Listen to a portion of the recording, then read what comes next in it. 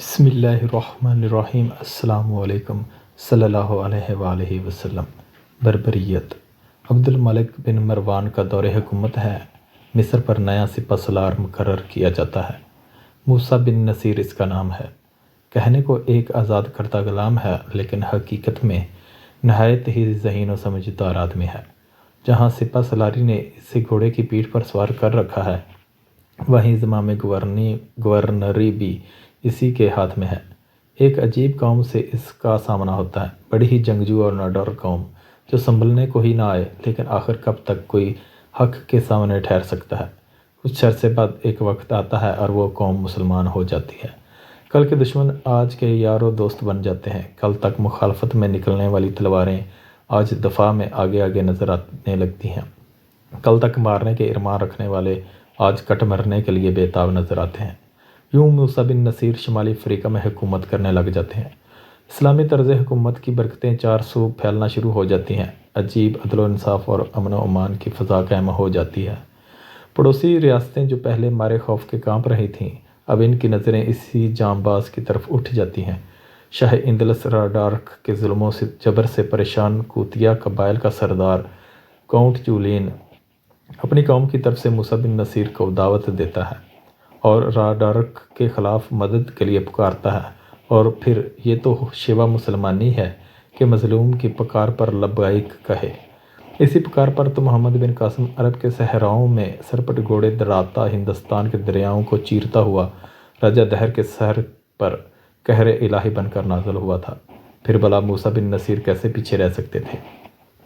وہ بھی لبیک کہہ دیتے ہیں اور نئے نئے مسلمان ہونے والے سپاہیوں کو یہ ذمہ سونپ دیتے ہیں، اور سن 92 ہجری بمطابق 711 عیسوی کے طارق بن زیاد نامی سپہ سالار 7,000 فوج لے کر اندلس کی جانب رواں دواں ہوتا ہے اور مظلوم عیسائی قوم کی مدد کو پہنچ جاتا ہے۔ شاہ اندلس کی فوج کو سخت ہزیمت کا سامنا ہوتا ہے اور وہ فوج بھاگ جاتی ہے۔ اپنی اس ہزیمت کو بربریت کا نام دیتے ہیں۔ پتہ ہے کیوں؟ کیونکہ یہ لشکر جرار اور اس کا لیڈر طارق بن زیاد، یہ سب بربر قبیلے کے لوگ تھے۔ وہ قوم جو موسیٰ بن نصیر کے ہاتھ پر ایمان لائی پوری کی پوری بربر قوم تھی، کیونکہ مظلوموں کی صدا پر لبیک کہنے والے سارے جنگجو بربر تھے۔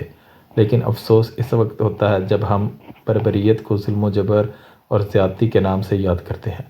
کیا یہ ہماری اپنی اسلاف کے ساتھ زیادتی نہیں؟ کیا بربر قوم کی طرف ظلموں کو منسوب کرنا بذات خود ایک ظلم نہیں؟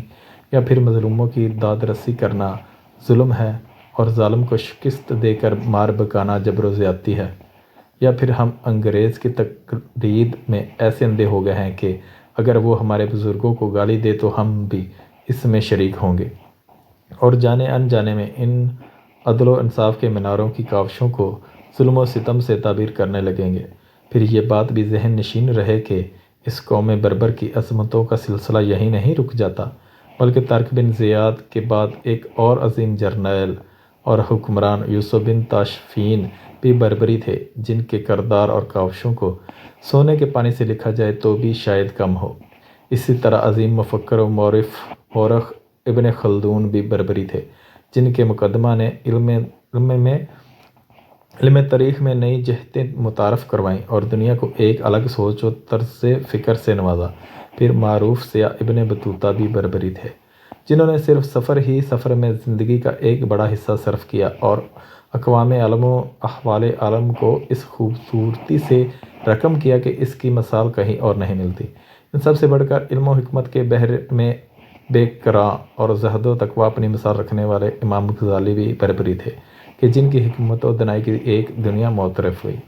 تھے تو وہ ابا تمہارے ہی مگر تم کیا ہو۔ اس لیے آج بھی ہمیں ضرورت ہے کہ اپنی تاریخ کو پہچانیں، اپنے اسلاف کو پڑھیں اور اپنی اقدار کا پاس رکھیں۔ اللہ حافظ۔